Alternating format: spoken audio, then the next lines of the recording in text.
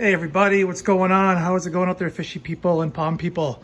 So I got something new for the Waterbox 65.4, and don't worry, I have pond videos coming. I have to just come up with some ideas because, you know, hard to do a video of the same pond trail all the time. But anyway, so what I wanted to do was, well, of course, these guys are fighting. This tank is doing really well. It's at 2 ppm nitrates. It's between 0.1 and 0.05 phosphates. That's all I can read on myself for kit. Everything's looking really good. So we're cycled, we're happy. The only thing I didn't do it wrong. It was wrong to do it, but I knew what I was doing anyway. I added all the fish, not at once, but a little bit quicker than I should have. And what has happened is I've had a couple bacteria, small bacteria blooms. And another thing I found too was a couple times my filter socks would get clogged. And then in the morning, the sump level would change because the pump couldn't draw the water out of the tank. And I would get a small bacteria bloom from that as well. So what I decided to do is invested in something, and I think it's had good reviews. The Green Killing Machine. It's a UV stabilizer, and it's a really, well, from what I hear, a lot of people like it. There's a couple of reasons why I wanted it. It's got a pump built in. So it's really simple. One plug, away you go. So the good thing about having a tank like this with this big filter chamber, I have all this room to do whatever I want here. Heaters, pumps, filters, whatever. So the plan is gonna be, it's gonna go in this, right here, in this chamber. So the water goes through the filter socks up into that chamber where it's warmed up. And also by then it's clean.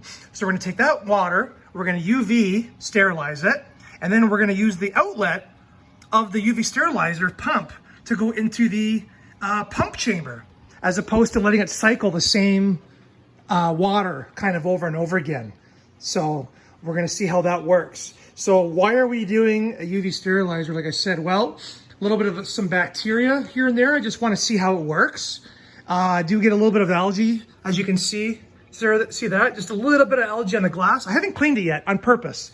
So what I'm going to do is after I install it, I'm going to clean the glass and suspend everything. And I'm going to let it go through the water column into the filters. And then I'm going to see if the UV sterilizer has any impact on that type of algae, because I heard it can kill some algae. Also bacteria. So the water, the nitrifying bacteria, probably 95% of it is in the substrate and in the rocks and any filter media you have. So as long as it stays there, stays put, the UV sterilizer will not kill the bacteria. So if you clean the tank and stir everything up, probably turning off your UV sterilizer would be a good idea. Same as if you were add bottled bacteria like this stuff. And if you want to do a little bit of a maintenance deal here and add some more nitrifying bacteria, you want to shut off your skimmer and your UV sterilizer to let it attach to the rock. So that's what we're gonna do. And also, Dory has this weird kind of thing going on. It's weird. She's got a couple, she doesn't have ick. She had ick a long time ago. It almost looks like a bacterial infection, but I treated for bacteria. I treated for Prazipro. We did copper. She's the only fish that has it. She rubs in the rocks a lot too. So I don't know if she's been getting any wounds from that. So if there is any bacterial particles floating in the water column, we're hoping to zap those too. So the only thing is, this guy here is rated for 50 gallons.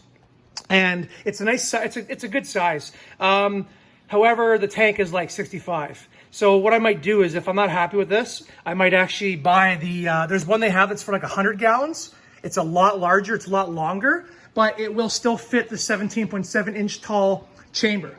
So without further ado, let me show you guys what we got going on. Okay, so it's out of the box. So I'm not going to show you guys how to open a box. You already know better. So it's got a big ass power cord. This is actually going to kind of screw me up here. Try to find room. Look at all those cords. That's because this quarantine tank's still going.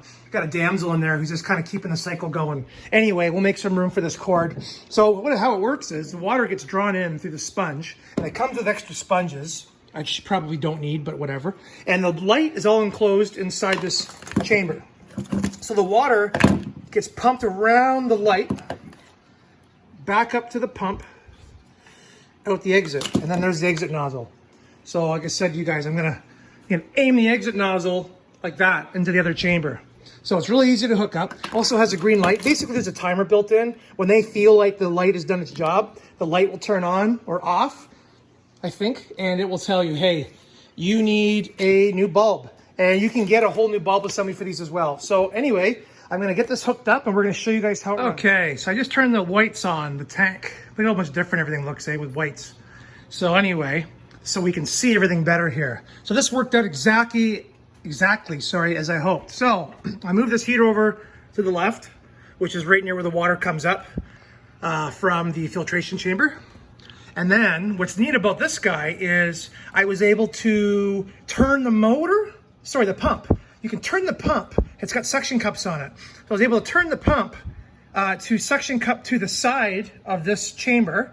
And then I aimed the outlet nozzle. And as you can see, the outlet nozzle is UV filtering or sterilizing water from the clean filter side. And instead of dumping it back into the same chamber that it drew water from to help, because what's the point of sterilizing the same water and over again? So now I have it pouring into the pump chamber. So it looks good. And as you can see, because of all the black, see how you can barely see the water trickling? So I call that a win. So the only thing is now I'm thinking, man, maybe I should have gotten the more powerful one. Basically, more flow, and it's way longer. This is a 9-watt UV, and the bigger one is 24 volts. So I should have got it. It was like $30, $40 more. But we'll see how this one does. So what I'm going to do is I'm going to take my scrubber.